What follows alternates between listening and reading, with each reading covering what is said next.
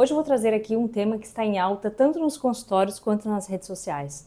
O uso das famosas canetas emagrecedoras, dentre elas o Ozempic, Mounjaro, Wegovy. Será que elas melhoram a circulação ou elas podem piorar? Existe realmente um risco de trombose no uso dessas medicações? Para quem não me conhece, meu nome é Bruna Zimmermann Ângelo, eu sou médica cirurgia vascular e criei esse canal com o objetivo de trazer informações relevantes sobre a sua saúde, principalmente sobre a sua circulação. Então já deixa seu like e me segue para sempre estar bem informado.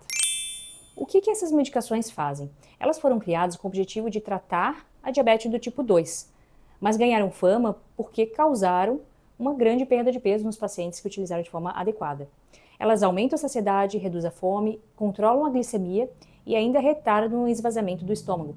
Com isso, o que muitos pacientes relataram? Menor inchaço, melhora a disposição, energia, melhora da pressão arterial, melhora dos níveis de colesterol e redução da inflamação como um todo. Ou seja, o metabolismo inteiro muda e a circulação por consequência também. Porque com essa melhora da inflamação, a gente também tem menor risco cardiovascular. Isso a gente está falando do quê? De menor risco de, além dos níveis de pressão arterial, a gente tem menor risco de infarto, AVC. E também, com a melhora do peso, menor inchaço, menores dores nas pernas. Então, de forma geral, ela parece ser muito benéfica também para reduzir risco cardiovascular e melhora da circulação venosa. No entanto, o que eu quero trazer de alerta aqui é a respeito do risco aumentado de trombose venosa associado a essas medicações. Um estudo muito robusto, uma meta-análise realizada em 2021, principalmente com usuário de semaglutida, aumentou o risco de observou que quem utilizava tinha um risco aumentado de 3 vezes para desenvolvimento de trombose venosa profunda.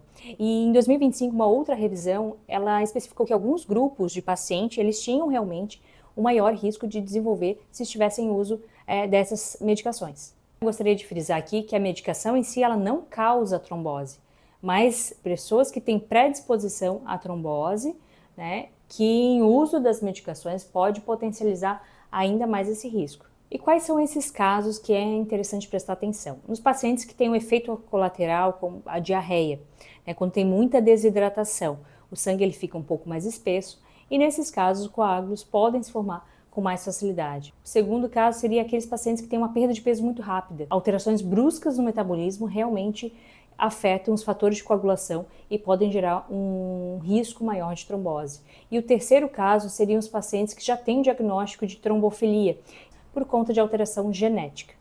O quarto seria um histórico pessoal de alteração circulatória, pacientes com varizes mais avançadas, que têm alguma limitação motora, ou aqueles pacientes que vão ser submetidos a alguma cirurgia. Então, pós-operatório ele já é conhecido como um risco de trombose. Então, nos pacientes em uso das medicações que vão ser submetidos a uma cirurgia, principalmente cirurgias mais longas, acima de 3 horas, é necessário ter bastante cautela e ter atitudes preventivas para que isso não ocorra.